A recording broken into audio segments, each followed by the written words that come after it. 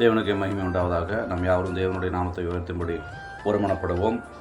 இன்றைக்கான வசனம் மத்தேயு 7ஆம் அதிகாரம் 21வது வசனம். பரலோகத்தில் இருக்கிற என் பிதாவின் சித்தத்தின்படி செய்கிறவனே பரலோக ராஜ்யத்தில் பிரவேசிப்பானே அல்லாமல் என்னை நோக்கி கர்த்தாவே கர்த்தாவே என்று சொல்லுகிறவன் அதில் பிரவேசிப்பதில்லை அப்படின்னு சொல்லி இந்த வசனம் சொல்லுதுங்க. இந்த வசனத்துக்கு நான் படிக்க என்ன காரணம் அப்படின்னு நீங்கள் எதிர்பார்க்கலாம். இன்னைக்கு நான் சொல்லக்கூடிய விஷயம் எல்லாம் கவனமாக கேளுங்க. இயேசு கிறிஸ்துவனுடைய இந்த சிலுவை பாடுகளை பற்றி நிறைய பேர் அனுதாபம் காட்டுறாங்க. அனுதாபம் அல்லது ஒரு சிம்பதி, இப்படி இந்த சிம்பதியை உருவாக்கி அனுதாபத்தை ஜனங்கள் மனசில் விதைக்கும் போது நமக்கு இந்த நித்திய ஜீவனை அடையக்கூடிய பாக்கியம் நமக்கு கிடைக்குமா அப்படிங்கிறதான் கேள்வி.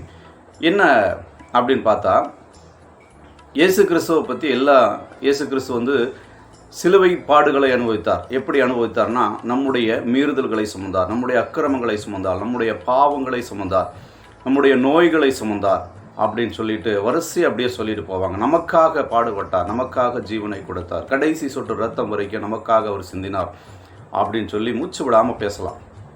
எல்லாம் நமக்காக அப்படி.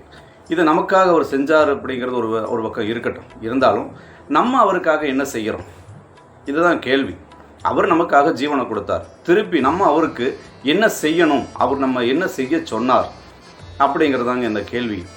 அவர் நம்ம என்ன செய்ய சொல்லி இருக்கிறார், அதுக்கு நம்ம ஏதாவது ஆயத்தப்படுறோமா, நம்ம ஏதாவது யோசிக்கிறோமா? அவர் நமக்காக ஜீவனை கொடுத்தார், பாடுகளை பட்டார், அடிபட்டார், நொறுக்கப்பட்டார், காயப்பட்டார், இதெல்லாம் ஓகே தான்.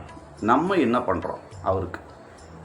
அவர் நமக்கு ஜீவனை கொடுத்தார், திருப்பி நம்ம என்ன செஞ்சால் அவருக்கு பிரியப்படவும், அவரை பிரியப்படுத்த முடியும், அவருக்கு சந்தோஷமான ஒரு நிலையை நம்ம கொண்டு வர முடியும் அப்படிங்கிறத இன்றைக்கி கேள்வியே. நம்ம செய்யக்கூடிய சின்ன சின்ன விஷயங்கள் அது பெரிய அளவில் மற்றவங்களுக்கு போய் சேரணும் அப்படிங்கிறதான் இந்த பதிவினுடைய நோக்கம். இன்னும் மத்தேயு 12ஆம் அதிகாரம் 50ஆம் வசனம் பாருங்கள் என்ன சொல்லுது அப்படின்னு. அதாவது, பரலோகத்தில் இருக்கிற என் பிதாவின் சித்தத்தின்படி செய்கிறவன் எவனோ அவனே எனக்கு சகோதரனும் சகோதரியும் தாயுமாயிருக்கிறான். 3 விஷயங்களை சொல்கிறார். பரலோகத்தில் இருக்கிற என் பிதாவின் சித்தத்தின்படி செய்கிறவன் எவனோ அவனே எனக்கு சகோதரனும் சகோதரியும் தாயும். தாய்க்கு சமமாக அங்கே நம்மளை நிரூபிக்கிறார். சரிங்களா?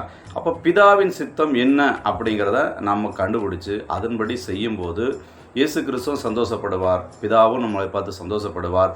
அப்போது நம்ம அவரை நினச்சி துக்கப்படணுங்கிற அவசியம் கிடையாது, அவர் மேலே நம்ம அனுதாபம் காட்டணுங்கிற அவசியம் கிடையாது. அப்படியெல்லாம் இங்கே எங்கேயுமே பைபிளில் சொல்லப்படலை.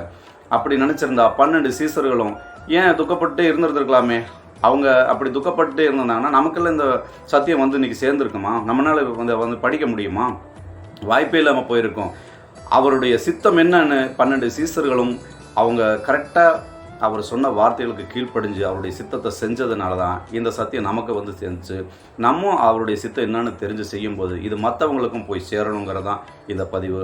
தேவன் ஆசீர்வதிப்பாராக. ஜெபிப்போம். கிருபையும் இரக்கமும் நிறைந்த நல்ல ஆண்டவரே, உம்முடைய மகிமைக்கும் மகத்துவத்துக்கும் ஆண்டவரே, நாங்கள் எப்பொழுதும் ஆண்டவரே களங்கமில்லாமல் இருக்கும்படி தேவன் எங்களை நல்வழியில் நடத்துங்க. உங்களுடைய சித்தம் இன்னதென்று நாங்கள் உணர்ந்து அதன்படி நாங்கள் செயல்பட தேவன் எங்களுக்கு நல்ல ஞானமுள்ள இருதயத்தை தந்து வழி நடத்தும்படியாய் எங்களுடைய ஆவியாத்ம சரீரம் முழுவதையும் ஒப்படைத்து ஜெபிக்கிறோம். ஜெபம் கேளும் பரிசுத்தமும் இருக்கும் இருந்த பரமபிதாவே. ஆமென்.